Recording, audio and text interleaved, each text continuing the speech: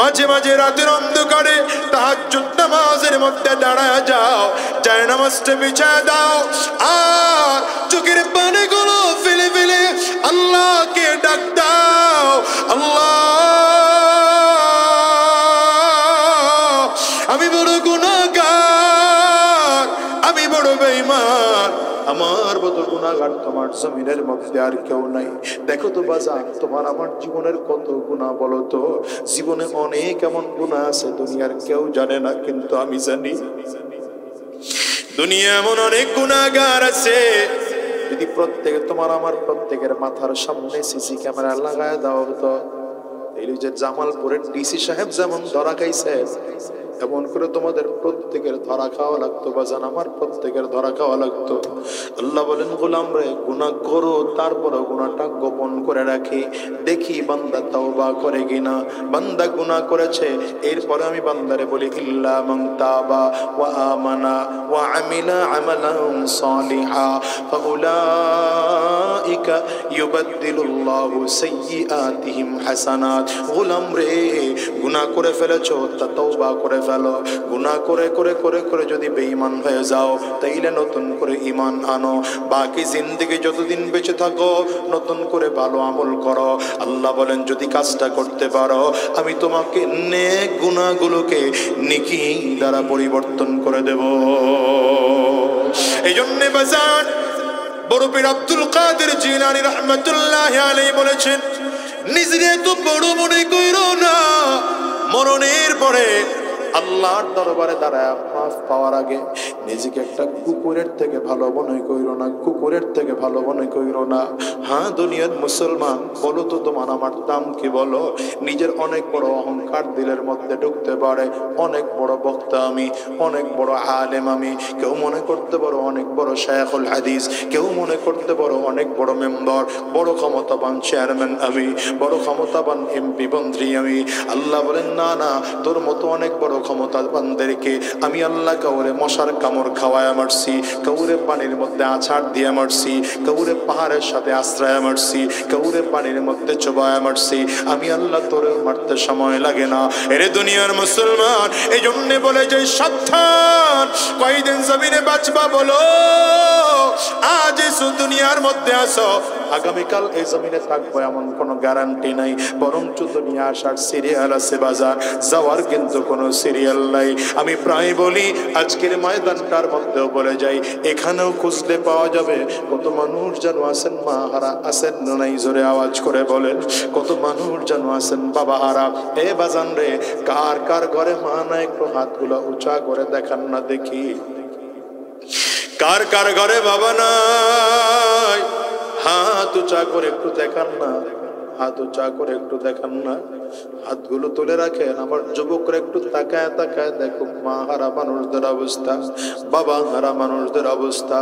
এ যুবক, এই মানুষগুলো হাত তুলেছে, এদের কারো ঘরে মা নাই, কারো ঘরে বাবা নাই। এরা বাসে গিয়া দরজার মধ্যে টোকা লাগাবে, হয়তো তোমার মা দরজা খুলবে। এই মানুষগুলো বাসায় গিয়ে যখন দরজায় টোকা দিবে রে, মা তাদের দরজা খুলবে না, বাবা তাদের চেহারার দিকে তাকাবে না। আমি তো প্রায় বলি, আমি আজাদেও বাসায় গিয়া দরজায় টোকা দিলে আমার মা দরজা খুলবে না। যেন অনুরোধ করে গেলাম, যেমন করে তোমার মা জমিন থেকে বিদায়, মা জমিন থেকে বিদায়, এমন একটা দিন আসবে তোমাকে আমাকেও জমিন থেকে বিদায় হওয়া লাগবে। আজরাইল সামনে দাঁড়ানোর আগে আগে পাক্কা ইমানদার হয়ে যাও, সাচ্চা ইমানদার হয়ে যাও। মালিকের কাছে চোখের পানি এগুলো ফেলে ফেলে কান্না করো আর বলো, আল্লাহ আমার চেয়ে বড় গুনাহগার এই জমিনের মধ্যে আর কেউ নাই, আমার চেয়ে বড় খারাপ মানুষ এই জমিনের মধ্যে আর কেউ নাই, আমার চেয়ে নিমক খারাপ এই জমিনের মধ্যে আর কেউ নাই। আমি বড় গুনাহগার, আমি বড় জাহান্নামের আসামি। মালিকের কাছে এমন করে করে যদি বলতে চাও, আজকের ময়দান থেকে ওয়াদা করে বের হও, আল্লাহ আর হারাম রাস্তায় চলবো না, আর শয়তানি রাস্তায় চলবো না, আর গুনাহের পথে চলবো না। কারা কারা ওয়াদা করতে পারো? দুইটা হাত উঁচা করে আল্লাহকে দেখাও, আওয়াজ দিয়ে চিৎকার করে জোরে ডাক দাও, আল্লাহ জবান খুলে জোরে ডাক দাও না আল্লাহ। দয়ার মালিক, যতজন মানুষ আমরা দুইটা হাত উঁচু করলাম, ওয়াদা করলাম হারাম রাস্তায় আর চলবো না, শয়তানি রাস্তায় চলবো না, গুনাহের পথে চলবো না। আল্লাহ তুমি কবুল করে নাও, কবুল করে নাও। চিৎকার করে বলো আমিন। লা ইয়াজালু কদমা ইবনে আদম عن ربه عز وجل يوم القيامة حتى يسأل عن خمس। পয়গম্বর বলেন কিয়ামতের ময়দানে আল্লাহ তাআলা প্রত্যেকজনকে 5টা প্রশ্ন করবেন। কয়টা? 5 প্রশ্নের জবাব দেওয়ার আগ পর্যন্ত মানুষ কদম নাড়াতে পারবে না। 5 প্রশ্নের মধ্যে 1 নম্বর প্রশ্ন আন উমরিহি ফিমা আফনাহু। এই বান্দা, লম্বা সময় তোমার হায়াত দেওয়া হয়েছিল 50 বছর, 60 বছর, 70 বছর। বলো 50 বছর হায়াতকে কোন রাস্তায় খরচ করেছো? একটা একটা করে জবাব দাও। বান্দা জবাব দেওয়ার আগ পর্যন্ত একটা কদম সামনে নাড়াইতে পারবে না। দ্বিতীয় নম্বর ওয়ান শাবাবিহি ফিমা আবলা। লম্বা হায়াত, এই হায়াতের মাঝামাঝি একটা সময় যৌবন টাইম। এই যৌবন সময়টাকে আমি আল্লাহ তাআলা তোমার মাঝে দিয়েছিলাম। বলো তো যৌবন টাইমটাকে কোন রাস্তায় খরচ করেছো? আল্লাহর কাছে দাঁড়ায় যদি জবাব দিতে পারো তো সামনের দিকে কদম বাড়াইবা। জবাব যদি দিতে না পারো সামনের দিকে কদম বাড়ানোর কোনো সুযোগ নাই। বসে বসে সময় নষ্ট করতেছ? আল্লাহর সামনে দাঁড়ায়া প্রত্যেকটা সময় হিসাব দিতে হবে, হিসাব দিতে হবে। এই জন্য সময় কাটাইতে মনে চাই তো তাকবীর বলে সময় কাটাও, সুবহানাল্লাহ বলে সময় কাটাও, আলহামদুলিল্লাহ বলে সময় কাটাও, আল্লাহু আকবার বলে সময় কাটাও। তাসবিহ যেটা শিখাইলাম, যদি কেউ তাসবিহ পড়ে, রাসূল আরবি বলেন তাসবিহ যদি কেউ পড়ে তাইলে তার কলব সাফ হয়ে যায়, দিল সাফ হয়ে যায়। কারণ নবীজি বলেন লিকুল্লি শাইইন সিকালা ওয়া সিকালাতুল কুলুবি যিকরুল্লাহ। নবী বলেন প্রত্যেকটা জিনিস জং ধরে গেলে পরিষ্কার করার একটা যন্ত্র আছে। কলবের মধ্যে যখন ময়লা ধরে যায়, জং ধরে যায়, বলেন তো কলবে ময়লা ধরে কিনা? হ্যাঁ, কলবের মধ্যে কেমন করে ময়লা ধরে? নবী আমার বলেন ইদা আযনাবাল আবদু নুকিতাত ফি কলবিহি নুকতাতান সাউদা। বান্দা যখন গুনাহ করে, বান্দার কলবের মধ্যে কালো দাগ পড়ে যায়। একটা গুনাহ করেছে তো বান্দার কলবের মধ্যে একটা কালো দাগ পড়ে গেল, আবার গুনাহ করেছে আর একটা কালো দাগ পড়ে গেল, আবার গুনাহ করেছে আর একটা কালো দাগ পড়ে গেল। এমন করে বান্দা গুনাহ করতে করতে করতে করতে কলবের মধ্যে কালো দাগ পড়ে যায়, পরিষ্কার কলবটা কালো হয়ে যায়, ময়লা যুক্ত হয়ে যায়। বান্দা গুনাহ করলে বান্দার কলবের মধ্যে কালো দাগ পড়ে যায়। কালো দাগ পড়ে পড়ে একটা সময় পুরো কলবটা কালো হয়ে যায়। নবী বলেন তখন যখন পুরো কলবটা কালো হয়ে যায় তাইলে কলব তোমার খারাপ। যদি কোনো মানুষের কলব খারাপ হয় পুরো বডিটাই মানুষের খারাপ হয়ে যায়। কারণ নবী আমার বলেন, হ্যাঁ ভালো করে বুঝো, ভালো করে বুঝো। পয়গম্বর বলেন মানুষেরা ভালো করে শোনো, তোমাদের প্রত্যেকের শরীরের মধ্যে একটা গোশতের টুকরা আছে। এই গোশতের টুকরাটা যখন ভালো হয়ে যায় পুরো মানুষটাই তখন ভালো হয়ে যায়। আলা ইন্না ফিল জাসাদি লামুদগা ইযা সালুহাত সালুহাল জাসাদু কুল্লু ওয়া ইযা ফাসাদাত ফাসাদাল জাসাদু কুল্লু। পয়গম্বর বলেন তোমাদের প্রত্যেকের শরীরের মধ্যে একটা গোশতের টুকরা আছে। গোশতের টুকরা যখন ভালো হয়ে যায় পুরো মানুষটাই তখন ভালো হয়ে যায়। গোশতের টুকরা যখন খারাপ হয় পুরো মানুষ তখন খারাপ হয়ে যায়। প্রশ্ন করতে পারো গোশতের টুকরার নাম কি? নবী আমার বলেন আলা ওয়াহিয়াল কলব গোশতের টুকরার নাম হলো কলব। তার মানে কারো কলব ভালো তো তার জবান ভালো, কারো কলব ভালো তার ব্রেন ভালো, কারো কলব ভালো তার কান ভালো, কারো কলব ভালো তার জবান ভালো, কারো কলব ভালো তার হাত ভালো, কারো কলব ভালো তো পা ভালো, কারো কলব ভালো না গোটা বডির কোনো কিছুই ভালো না।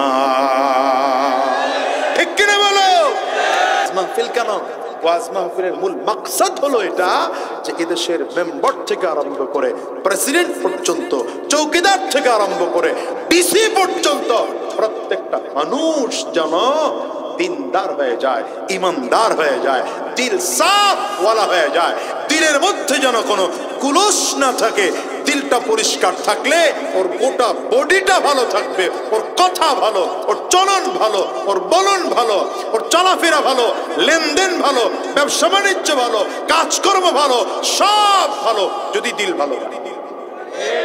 দিল ভালো করার এক নম্বর পদ্ধতি কি বললাম? বলে গেছে। এক নম্বর কি বললাম? দিল ভালো করার আরো অনেকগুলো পদ্ধতি আছে, আমি এখন একসাথে বলতে পারবো না, তবে শুধু নাম কয়টা বলা যায়। এক নম্বর বললাম জিকির। জিকিরের মধ্যে উত্তম জিকির কোরআনুল কারীমের তিলাওয়াত। বলেন উত্তম জিকির কি? কোরআনুল কারীমের তিলাওয়াত। তবে তিলাওয়াত সব সময় করা যায় না, এজন্য আল্লাহ শিখায় দিয়েছেন এই যে জিকির আছে সুবহানাল্লাহ, আলহামদুলিল্লাহ, আল্লাহু আকবার, লা ইলাহা ইল্লাল্লাহ, এইগুলো তোমরা চাইলে সব সময় করতে পারো। এজন্য এই জিকিরগুলো কইরা কলব সাফ রাখেন। তো এক নম্বর জিকির। দ্বিতীয় নম্বর হাক্কানি উলামায়ে কেরামদের সোহবত। কাদের সোহবত? জোরে কয় না তো মানুষগুলা। বলেন দ্বিতীয় নম্বর বলেন হাক্কানি উলামায়ে কেরামদের সোহবত। তিন নম্বর ভেতরে তাকওয়া ঢুকাইতে হবে। দিলের মধ্যে যত তাকওয়া ঢুকাবেন তো দিলটা সাফ থাকবে। কয়টা গেল? তিনটা। চার নম্বর গুনাহ কম করতে হবে, গুনাহ করা যাবে না, গুনাহ করলেই কলবটার মধ্যে ময়লা ধরে। আর পাঁচ নম্বর হলো বেশি বেশি নেক আমল। এই পাঁচটা কাজ করলে কলব কি হয়? জোরে বলেন। এবার মুখস্থ করে আমারে শোনান তো। এক নম্বর কি বললাম? জিকির। বলেন এক নম্বর কি বললাম? জিকির। দ্বিতীয় নম্বর কি বললাম? হাক্কানি উলামায়ে কেরামদের সুহবত। তিন নম্বর কি বললাম? তাকওয়া। বলেন তিন নম্বর কি বললাম? তাকওয়া। চার নম্বর কি বললাম? গুনাহ পরিহার, গুনাহ পরিহার। পাঁচ নম্বর নেকের কাজ বেশি বেশি করা, তাহলে কলব সাফ হয়। তাহলে বলছিলাম জিকিরের লাভ কয়টা?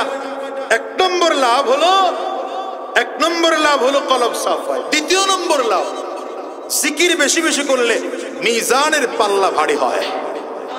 কি ভারী হয়? বলেন না কি ভারী হয়? পয়গম্বর বলেন সুবহানাল্লাহি তামলাউ নিসফুল মিজান ওয়ালহামদুলিল্লাহ তামলাউল মিজান। নবী আমার বলেন কেউ যদি সুবহানাল্লাহ বলে তো মিজানের অর্ধেক পাল্লা ভরে যায়, কেউ যদি আলহামদুলিল্লাহ বলে মিজানের পুরো পাল্লা ভরে যায়। আবার জবান খুলে বলেন সুবহানাল্লাহ, আওয়াজ দিয়া বলেন আলহামদুলিল্লাহ, সুবহানাল্লাহ, আলহামদুলিল্লাহ। জোরে সুবহানাল্লাহ, আলহামদুলিল্লাহ, লা ইলাহা ইল্লাল্লাহ, সুবহানাল্লাহ, আলহামদুলিল্লাহ। আরো জোরে সুবহানাল্লাহ, আলহামদুলিল্লাহ, লা ইলাহা ইল্লাল্লাহ, সুবহানাল্লাহ, আলহামদুলিল্লাহ।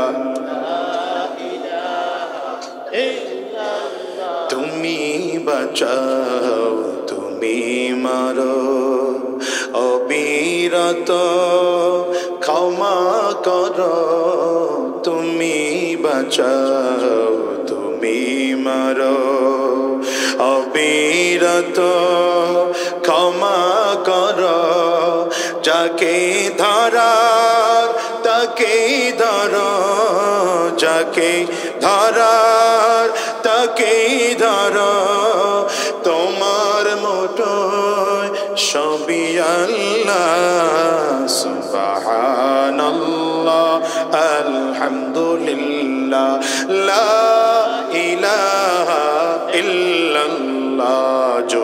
সুবহানাল্লাহ আলহামদুলিল্লাহ।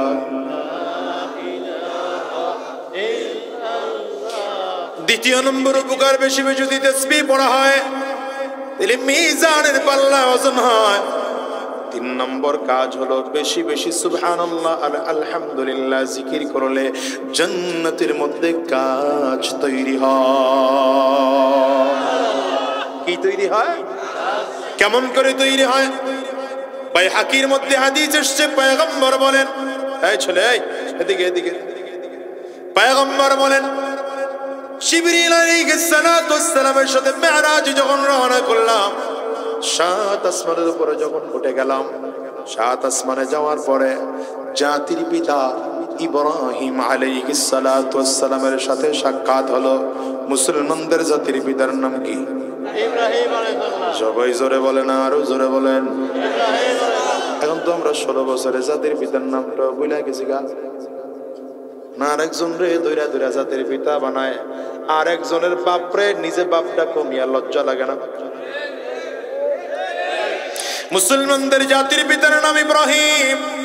আল্লাহ তাআলা তার ব্যাপারে বলেছেন মিল্লাত আবিকুম ইব্রাহিম হুয়া সাম্মাকুমুল মুসলিমিন। মুসলমানদের জাতির পিতার পরিচয় আল্লাহ তাআলা করায় দেয়। রে দুনিয়ার মানুষ শোনো, তোমাদের জাতির পিতার নাম হলো ইব্রাহিম।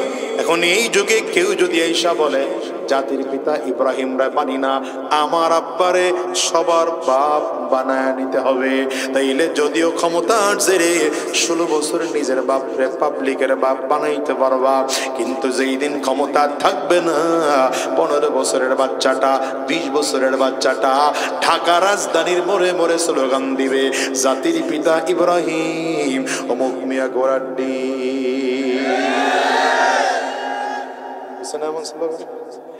হয় নাই? আকরে তাকাই রয়েছেন কেন? কন্যা হয় নাই? এই জন্যই কোনো কিছু নিয়ে অতিরিক্ত বাড়াবাড়ি করা ঠিক নয়। বর্তমানেও যারা ক্ষমতায় আছেন, আগামীতেও যারা ক্ষমতায় যাবেন, সাবধান করে দিলাম, কোনো কিছু নিয়ে অতিরিক্ত বাড়াবাড়ি করতে যাবেন না। একদল তো পালা ভারত গেছে, আপনারা খেদাইলে পালানোর জায়গা পাবেন না, জায়গা পাবেন না। এজন্য পারলে মুসলমানদের পালস বুঝেন, ইমানদারদের পালস বুঝেন। আমাদের দেশের ক্ষমতায় যারা যায় এদের জ্ঞান এত কম, এরা মানুষের ইমানদারের পালস বুঝেন না। কথা বল না কেন? ইমানদারদের পালস বুঝে না। জাতির পিতার সাথে আমার নবীর সাক্ষাৎ কোথায় গেছে? বুঝলা, ওয়াজ ভুলে গেছে। 7 আসমানে। এখন যেখানে বাইতুল্লাহ, এই বাইতুল্লাহর বরাবর 7 আসমানের উপরে একটা আল্লাহ পাকের নূরের তৈরি ঘর আছে, যেটার নাম হলো বাইতুল মামুর। নাম কি? এই বাইতুল মামুরের সাথে জাতির পিতা ইব্রাহিম আলাইহিস সালাম হেলান দিয়ে বসে আছেন। বাচ্চা কিছু ওরা খেলাধুলা করে ময়দানে, একটু দূরে গেলে পরে বাচ্চারা দৌড়ায় আসে। ইব্রাহিম আলাইহিস সালাম কারো কপালে চুমা দেয়, কারো গালের মধ্যে চুমা দেয়, কারো একটু বুকের সাথে জড়ায় ধরে আদর করে মুহাব্বত করে বাচ্চারা আবার চলে যায়। তো ইব্রাহিম আলাইহিস সালামের অবস্থা দেখে জিবরিল আমিনকে আমার নবী প্রশ্ন করলেন, এই বাচ্চাগুলো কারা? বলে এই বাচ্চা ওই বাচ্চারা যারা দুনিয়ায় থাকা অবস্থায় মা রেখে জমিন থেকে বিদায় হয়েছে, বাবা রেখে ছোটবেলায় জমিন থেকে বিদায় হয়েছে। এরা মা আর বাবার আদর পায় নাই, এই জন্য জাতির পিতার কাছে আইসা বাবার আদর নিয়ে আবার গিয়ে খেলাধুলা করে। জাতির পিতার সামনে দাঁড়ায়া আমার আপনার নবী সরওয়ারে দু আলম আহমদ মুজতবা মুহাম্মদ মুস্তাফা সাল্লাল্লাহু আলাইহি ওয়াসাল্লাম সালাম দিলেন। সালাম দিলে পড়ে বুঝে ঘুমায় পড়ছে। সালাম দিলে পড়ে ইব্রাহিম আলাইহিস সালাতু ওয়াস সালাম ডেকে বললেন, আমার সাথে তো আর আপনার উম্মতের সাক্ষাৎ হবে না, তবে আপনার মাধ্যমে আপনার উম্মতের কাছে কিছু বার্তা পৌঁছায় দিতে চাই। আপনি আমার পক্ষ থেকে আপনার উম্মতকে বার্তাগুলো পৌঁছায় দিবেন। কয়টা বার্তা দিয়েছেন? 4টা। বলেন কয়টা? হয় পাও গুছায় বল। কয়টা বার্তা? 1 নম্বর বার্তা, আকরি উম্মতাকে মিন্নিস সালাম। পয়গম্বর আমার পক্ষ থেকে আপনার উম্মতকে সালাম জানায় দিবেন। এটা 1 নম্বর বার্তা। জাতির পিতা আপনার আমার কাছে নবীজির মাধ্যমে সালাম পাঠাইছেন, খুশি না বেজার? জোরে বলেন। জাতির পিতা ইব্রাহিম আলাইহিস সালাতু ওয়াস সালাম 1 নম্বর সালাম জানাইলেন। দ্বিতীয় নম্বর, ওয়া আখবিরহুম আন্নাল জান্নাতা তাইয়্যিবাতুত তুরবাতি, পয়গম্বর জানায় দিবেন আপনার উম্মতরা যেই জান্নাতের জন্য পাগল, সেই জান্নাতের মাটিটা দুনিয়ার সাধারণ কোনো মাটির মতো নয়। এই জান্নাতের মাটিটা বড় ঘ্রাণওয়ালা মাটি। কারণ জান্নাতের মাটিটা সাধারণ কোনো মাটি নয়, এটা মিশক আর আম্বরের ঘ্রাণ, জাফরান দিয়া বানানো। পয়গম্বররা জানায় দিলেন, আপনার উম্মতকে জানায় দিবেন, আপনার উম্মতরা যেই জান্নাতের জন্য পাগল, এই জান্নাতের মাটিটা হবে সুগন্ধিওয়ালা মাটি। 3 নম্বর, আজবাতুল মা, জান্নাতের যে পানিটা হবে, জান্নাতের পানি বড় সুমিষ্ট পানি হবে। এত মিষ্টি পানি হবে, নবী আমার বলেন, এই পানি একবার যদি কেউ পান করে 70,000 বছর পর্যন্ত আল্লাহর বান্দার পানির পিপাসা লাগবে না। 4 নম্বর, ওয়া আন্নাহা কিআন, পয়গম্বর ডেকে বলেন, জান্নাতের যে ময়দানটা আল্লাহ তাআলা দিবেন, এই ময়দানটা পুরোটা হবে ফাঁকা ময়দান। কেমন ময়দান ফাঁকা হবে? জান্নাতের বড় ময়দানটা কেমন হবে জানেন? রাসূল আরবি বলেন, দুনিয়ার সব থেকে ছোট জান্নাতিকে যে এই জান্নাতটা দেওয়া হবে, এটা হবে দুনিয়ার 10 গুণ বড় সমান একটা জান্নাত। আপনারা বলেন তো, এই বিশাল জান্নাতটা যদি ফাঁকা থাকে ভালো লাগবে না খারাপ লাগবে? বুঝে নাই, ওয়াজ বুঝে নাই। এটা ভালো লাগার কথা না, খারাপ লাগার কথা। যেমন আজকের মাহফিলের প্যান্ডেলটা যদি খালি থাকতো, লাইট থাকতো না, মাইক থাকতো না, উপরের শামিয়ানা থাকতো না, দেখতে ভালো লাগতো না। বিশাল ময়দানটা ফাঁকা থাকলে ভালো লাগবে না। ইব্রাহিম আলাইহিস সালাম বলেন, ওয়া আন্নাহা কিআন, জান্নাতের ময়দানটা ফাঁকা হবে, তবে যদি ওখানে গাছ লাগাইতে হয়, ওয়া আন্না গিরাসাহা সুবহানাল্লাহ ওয়ালহামদুলিল্লাহ ওয়া লা ইলাহা ইল্লাল্লাহ ওয়াল্লাহু আকবার। ইব্রাহিম আলাইহিস সালাম বলেন, জান্নাতের ফাঁকা ময়দানটাতে যদি গাছ লাগাইতে হয়, তাহলে সুবহানাল্লাহ বলো তো একটা গাছ লেগে যাবে, আলহামদুলিল্লাহ বলো আর একটা গাছ লাগানো হয়ে যাবে, আল্লাহু আকবার বলো তো আর একটা গাছ লাগানো হয়ে যাবে, লা ইলাহা ইল্লাল্লাহ বলো তো আর একটা গাছ হয়ে যাবে। বলেন না চিল্লায় জোরে সুবহানাল্লাহ। সুবহানাল্লাহ বলেছেন তো জান্নাতে একটা গাছ হয়ে গেল। জিকির অবস্থায় যদি খানা রান্না করতে পারো, বটিটা হাতের মধ্যে নিলা, তরকারি করতে থাকবা, আর জবানে মওলা পাকের নামের জিকির চালু রাখো। তরকারি কড়াইয়ের মধ্যে দিলা, মালিকের নামের জিকির জবানে চালু রাখো। এমন করে করে করে যদি জবানের মধ্যে জিকির চালু রাখতে পারো, দুনিয়ার মাগো, এই খানা যদি তোমার স্বামীকে খাওয়াও, এই খানা যদি তোমার সন্তানকে খাওয়াও, আল্লাহর কসম করে বললাম তোমার সন্তান আর স্বামী যুগে ওলি হওয়ার সম্ভাবনা আছে। আর যদি গান শুনতে শুনতে খানা পাকাও গোমা, টিকটকের মধ্যে ডান্স দেখতে দেখতে যদি খানা পাকাও, সন্তান ভালো হবে না, সন্তানটাও খারাপ হবে। জোরে চিল্লায় বলেন ঠিক না ঠিক? আওয়াজ করে বলেন সুবহানাল্লাহর পাওয়ার কত জানেননি? আল্লাহু আকবারের পাওয়ার কত জানেন নাকি? পয়গম্বর সুলাইমান আলাইহিস সালাতু ওয়াস সালাম ছিলেন গোটা পৃথিবীর বাদশা। তার একটা বিশাল সিংহাসন ছিল, যেটা 6 কিলোমিটার লম্বা, 6 কিলোমিটার প্রস্থ। এই বিশাল সিংহাসনটার মধ্যে এক সাইডে ছিল 70,000 চেয়ার, বাম সাইডে আরো 70,000 চেয়ার, সামনে আরো 70,000 চেয়ার, পেছনে আরো 70,000 চেয়ার, টোটাল 2,80,000 চেয়ার ছিল পয়গম্বর সুলাইমান আলাইহিস সালামের সিংহাসনের মধ্যে। এই বিশাল সিংহাসন লইয়া পয়গম্বর সুলাইমান আলাইহিস সালাম জমিন থেকে আকাশের মধ্যে উঠতেন। ইঞ্জিনের দরকার ছিল না, পাইলটের দরকার ছিল না, ইঞ্জিনের দরকার ছিল না, ফুয়েলের দরকার ছিল না, চাবি দিয়া স্টার্ট দেওয়ার দরকার ছিল না। চেয়ারের মধ্যে বসে শুধু বলতেন বিসমিল্লাহির রহমানির রহিম।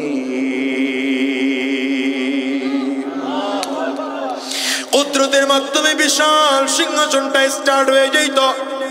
যদি উপরে দিয়ে উড়ার দরকার হতো তো আল্লাহু আকবার বলতেন, জমিন থেকে আকাশের মধ্যে উড়া শুরু হয়ে যেত। যেই জমিনের ল্যান্ড করার দরকার, জমিনের দিকে টার্গেট করে সুবহানাল্লাহ বলতেন তো জমিনের ল্যান্ড করে ফেলতেন। আশ্চর্যের ব্যাপার হলো কি জানেন, এই বিশাল সিংহাসনের মধ্যে বসে পয়গম্বর সুলাইমান আলাইহিস সালাম বুকটা টান করে বসতেন না, মাথা উঁচু করে বসতেন না। কিতাবের মধ্যে লেখা হয় পয়গম্বর সুলাইমান আলাইহিস সালাম বিশাল সিংহাসনের মধ্যে নিজের চেয়ারের মধ্যে বৈশা মাথা নিচু করে এক কিনারায় তাওয়াজু হইয়া বিনয়ের সাথে বসে থাকতে। এখনকার নেতারা তো মাশাআল্লাহ মেম্বার হইলেই বুকুচা হয়ে যায়, কথা কয় না। চেয়ারম্যান সাহেব হইলে তো কোনো কথাই নাই। এই যে নির্বাচন সামনে আসছে, নেতারা গাড়ি কিনছে মাশাআল্লাহ, এটা আবার 7 খোলা গাড়ি, কথা কয় না। সাত খোলা গাড়ি আবার 7টা কইলা মাথা উঁচু করে এমনি এমনি আপনারে আমি খারাইছি আর কি। ঠিক এর জোর দেখছেন অবস্থা, ঠিক বলে এমনি। এই জন্য আমি বলি যে একটার পরে স্টেজে উঠতে চাই না, মরা লোক বয়ে রয়েছে সব, অর্ধেক জীবিত অর্ধেক মৃত, এরকম একটা অবস্থা। চোখের অবস্থা বুঝিতে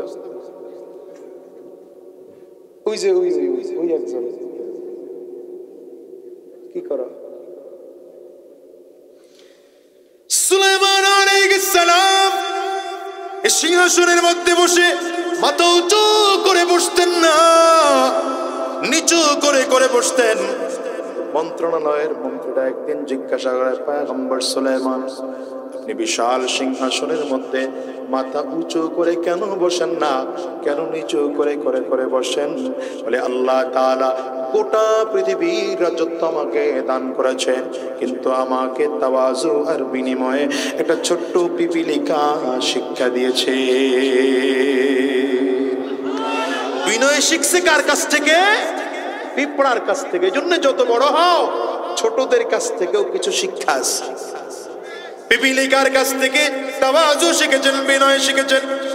কেমনে শিখলেন? বলে কোরআনের মধ্যে আসছে পিপিলিকার সাথে কথা বলেছেন পয়গম্বর সুলাইমান। বলে পিপিলিকার কথাটা শুনে আমার বড় পছন্দ হয়ে গেল। আমি পিপিলিকাকে ডাক দিলাম, আইয়ুহান নামলা সালমা শিতে, হে পিঁপড়া কি চাইবি তুই আমার কাছে চা না। আমি তোর কথায় বড় আনন্দিত খুশি হয়ে গেলাম। আমার কাছে চাইতে দেরি হবে, দিতে আমার দেরি হবে না। পিঁপড়া ডাক দেয়, বাদশা চাইয়া লাভ নাই। আমি পিঁপড়া যদি চাই দেওয়ার মতো ক্ষমতা আপনারা না। কারে বলে? গোটা পৃথিবীর বাদশারে বলে। 4 জন গোটা পৃথিবী শাসন করেছেন, এর মধ্যে 2 জন মুসলমান, একজন ছিলেন বাদশা সিকান্দার বা ইস্কান্দার, কোরআন যাকে যুলকারনাইন বলেছে, আর একজন বাদশা সুলাইমান আলাইহিস সালাম। পয়গম্বর সুলাইমান আলাইহিস সালামের মতো এত বড় পাওয়ারফুল বাদশা গোটা পৃথিবীর কেউ ছিল না। এই বাদশারে পিঁপড়ায় কয় চাইয়া লাভ নাই, দিতে পারবেন না। কি মনে করেন আপনাদের এলাকায় যদি মনে করেন বর্তমান সরকারের প্রধান ডক্টর মোহাম্মদ ইউনূস সাহেব আসেন, আর আইসা যদি মাইক নিয়ে দাঁড়ায় বলেন, এই আপনাদের কার কি চাহিদা বলেন, আমি দেওয়ার জন্য তৈয়ার আছি। একজন বাচ্চায় যদি দাঁড়ায় কয় লাভ নাই, লাভ নাই, আপনি দিবার পারবেন না। 16 মাসেই দিতে পারেন না, আর কি দিবেন? বাচ্চা যদি এমনি কয় তাহলে ধাক্কা খাওয়া যাবে না। পয়গম্বর সুলাইমান আলাইহিস সালাম ছোট্ট পিঁপড়ায় কয় দিতে পারবেন না, চা লাভ নাই। পয়গম্বর সুলাইমান আলাইহিস সালাম কয় চা না, চাইয়ে দেখ দেই কেমনে। বারবার করে বললে পিঁপড়ায় কয় এখনো দিতে পারবেন না। পয়গম্বর বলেন চা চাইয়ে দেখ। পিপিলিকায় বলে যদি আমারে কিছু দিতে হয়, আইয়ুহাল মালিক জিদ ফি হায়াতি, আমারে যদি কিছু দিতে হয় তাইলে আমার হায়াত বাড়ায় দে। পারবে? দিতে পারবে? পয়গম্বর সুলাইমান আলাইহিস সালামের মাথাটা নিচু হয়ে গেল। ডাক দিয়ে বললেন, পিঁপড়া রে, এইটা দিতে পারবো না, কারণ হায়াত দেওয়ার মালিক আমি না, হায়াত দেওয়ার মালিক হলেন আমার আল্লাহ, হায়াত আমি দিতে পারবো না। পিঁপড়া, এটা ছাড়া আর কি আছে আমার কাছে, চা, আমি দেওয়ার জন্য তৈয়ার। পিপিলিকা ডাক দেয়, বাদশাহ পারলেন না হায়াত বাড়ায় দিতে, আর কি আপনার কাছে চাইবো, আর কিছু চাওয়ার মতো নাই, তবে যদি আর একটা কিছু দিতে হয়, জিদিফি রিজকি, পারলে আমার রিজিকটা বাড়ায় দেয়। পয়গম্বর সুলাইমান আলাইহিস সালাম বলেন, চিরজীবনের জন্য মাথাটা আমার নিচু হয়ে গেল, সাজদায় পড়ে গেলাম, নাক আর কপালটা ঠেকে দিলাম, আর বললাম, আল্লাহ, দেওয়ার মালিক আমি না, দেওয়ার মালিক তুমি। ছোট্ট একটা পিঁপড়ার চাহিদা আমি পূরণ করতে পারলাম না, আমি বাদশাহ কেমনে হই, বাদশাহ কেমনে হই। হ্যাঁ দুনিয়ার মুসলমানেরা, আমি শেষ কথা বোঝাইতে চাই, অহংকার ওয়ালা হইও না, পারলে বিনয়ী হও, রবের গোলাম, পাক্কা সাচ্চা গোলাম হও। গোলাম তো আমরা, গোলামের কাজ তো অহংকার করা না, গোলামের কাজ হলো বিনয়ী হওয়া, গোলামের কাজ হলো নম্র হওয়া। মাঝে মাঝে রাতের অন্ধকারে তাহাজ্জুদ নামাজের মধ্যে দাঁড়ায় যাও, যায় নামাজটা বিছায় দাও, আর চোখের পানিগুলো ফেলে ফেলে আল্লাহকে ডাক দাও, আল্লাহ, আমি বড় গুনাহগার, আমি বড় বেঈমান, আমার মতো গুনাহগার তোমার জমিনের মধ্যে আর কেউ নাই। দেখো তো বাজার, তোমার আমার জীবনের কত গুনাহ বলো তো, জীবনে অনেক এমন গুনাহ আছে দুনিয়ার কেউ জানে না, কিন্তু আমি জানি। দুনিয়া এমন অনেক গুনাহগার আছে, যদি প্রত্যেকে, তোমার আমার প্রত্যেকের মাথার সামনে সিসি ক্যামেরা লাগায় দেওয়া হতো, এই যে জামালপুরের ডিসি সাহেব যেমন ধরা খাইছে, এমন করে তোমাদের প্রত্যেকের ধরা খাওয়া লাগতো, বাজান আমার প্রত্যেকের ধরা খাওয়া লাগতো। আল্লাহ বলেন, গোলাম রে, গুনাহ করো, তারপরে গুনাহটা গোপন করে রাখি, দেখি বান্দা তাওবা করে কিনা। বান্দা গুনাহ করেছে, এরপরে আমি বান্দারে বলি, ইল্লা মান তাবা ওয়া আমানা ওয়া আমিলা আমালান সালিহা ফাউলাইকা ইউবাদদিলুল্লাহু সাইয়্যাতিহিম হাসানাত। গোলাম রে, গুনাহ করে ফেলেছো, তা তাওবা করে ফেলো। গুনাহ করে করে করে করে যদি বেঈমান হয়ে যাও, তাইলে নতুন করে ঈমান আনো, বাকি জিন্দেগি যতদিন বেঁচে থাকো নতুন করে ভালো আমল করো। আল্লাহ বলেন, যদি কাজটা করতে পারো, আমি তোমাকে নেক গুনাহগুলোকে নেকি দ্বারা পরিবর্তন করে দেব। এই জন্য বাজার বড় পীর আব্দুল কাদের জিলানী রাহমাতুল্লাহি আলাইহি বলেছেন, নিজেরে তো বড় মনে কইরো না, মরণের পরে আল্লাহর দরবারে দাঁড়ায় মাফ পাওয়ার আগে নিজেকে একটা কুকুরের থেকে ভালো মনে কইরো না, কুকুরের থেকে ভালো মনে কইরো না। হ্যাঁ দুনিয়ার মুসলমান, বলো তো তোমার আমার দাম কি বলো? নিজের অনেক বড় অহংকার দিলের মধ্যে ঢুকতে পারে, অনেক বড় বক্তা আমি, অনেক বড় আলেম আমি, কেউ মনে করতে পারো অনেক বড় শায়খুল হাদিস, কেউ মনে করতে পারো অনেক বড় মেম্বার, বড় ক্ষমতাবান চেয়ারম্যান আমি, বড় ক্ষমতাবান এমপি মন্ত্রী আমি। আল্লাহ বলেন, না না, তোর মতো অনেক বড় ক্ষমতাবানদেরকে আমি আল্লাহ কাউরে মশার কামড় খাওয়ায় মারছি, কাউরে পানির মধ্যে আছাড় দিয়ে মারছি, কাউরে পাহাড়ের সাথে আশ্রয় মারছি, কাউরে পানির মধ্যে চোবায় মারছি। আমি আল্লাহ তোরে মারতে সময় লাগে না। এরে দুনিয়ার মুসলমান, এই জন্যে বলে যে সাবধান, কয়দিন জমিনে বাঁচবা বলো? আজ এসো দুনিয়ার মধ্যে আসো, আগামীকাল এই জমিনে থাকবো এমন কোনো গ্যারান্টি নাই, বরঞ্চ দুনিয়া আসার সিরিয়াল আছে বাজার, যাওয়ার কিন্তু কোনো সিরিয়াল নাই। আমি প্রায় বলি, আজকের ময়দানটার মধ্যেও বলে যাই, এখানেও খুঁজলে পাওয়া যাবে কত মানুষ যেন আছেন মা হারা, আছেন নাই জোরে আওয়াজ করে বলেন, কত মানুষ যেন আছেন বাবা হারা।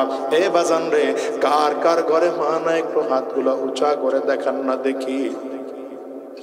কার কার ঘরে বাবা নাই, হাত উঁচা করে একটু দেখান না, হাত উঁচা করে একটু দেখান না, হাতগুলো তুলে রাখেন। আমার যুবকরা একটু তাকায় তাকায় দেখো মা হারা মানুষদের অবস্থা, বাবা হারা মানুষদের অবস্থা।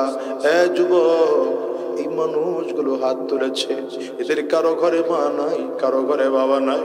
এরা বাসে গিয়া দরজার মধ্যে টোকা লাগাবে, হয়তো তোমার মা দরজা খুলবে।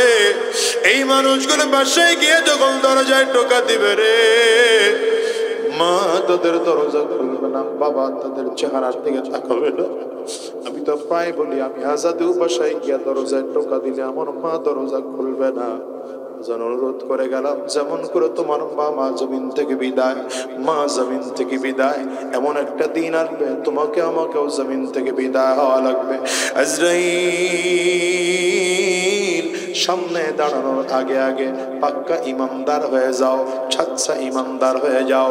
মালিকের কাছে চোখের পানি গুলো ফেলে ফেলে কান্না করো আর বলো, আল্লাহ, আমার চেয়ে বড় গুনাহগার এই জমিনের মধ্যে আর কেউ নাই, আমার চেয়ে বড় খারাপ মানুষ এই জমিনের মধ্যে আর কেউ নাই, আমার চেয়ে নিমক খারাপ এই জমিনের মধ্যে আর কেউ নাই। আমি বড় গুনাহগার, আমি বড় জাহান্নামের আসামি। মালিকের কাছে এমন করে করে যদি বলতে চাও, আজকের ময়দান থেকে ওয়াদা করে বের হও, আল্লাহ আর হারাম রাস্তায় চলবো না, আর শয়তানি রাস্তায় চলবো না, আর গুনাহের পথে চলবো না।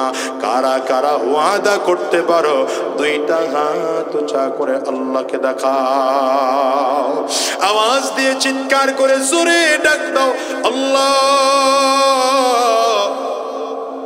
জবান খুলে জোরে ডাক দাও না, আল্লাহ। দয়ার মালিক, যতজন মানুষ আমরা দুইটা হাত উঁচু করলাম, ওয়াদা করলাম হারাম রাস্তায় আর চলবো না, শয়তানি রাস্তায় চলবো না, গুনাহের পথে চলবো না। আল্লাহ তুমি কবুল করে নাও, কবুল করে নাও।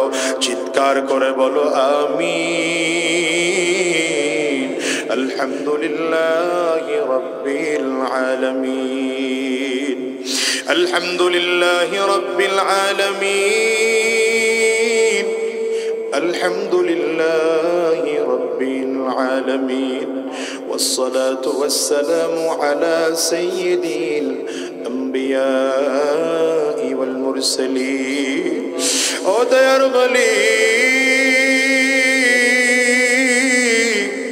আয় আল্লাহ, গভীর রাত হয়ে গেল, তোমার গোলামদের দিকে, তোমার গোলামদের দিকে নিয়ে হাত তুললাম। আল্লাহ, জানি না কার যেন মা নাই, কার জানি বাবা নাই, কার জানি জোরের ভাই নাই, কার যেন জোরের বোন নাই। আয় আল্লাহ, আমরা শয়তানের ধোকায় পড়ে গুনাহ করে ফেলেছি, শয়তানের ধোকায় পড়ে অন্যায় করে ফেলেছি, দুনিয়ার মোহাব্বতে পড়ে অন্যায় করে ফেলেছি। মালিক, এখন তোমার দরবারে ভিক্ষুকের মতো হাত বাড়াইলাম, মেহেরবানি করে জিন্দেগির গুনাহগুলো মাফ করে দাও। আয় আল্লাহ, যতজন মানুষ হাত তুলেছে, এদের কার ঘরে যেন মা নাই, কার ঘরে যেন বাবা নাই, কে যেন জোরের ভাই হারিয়েছে।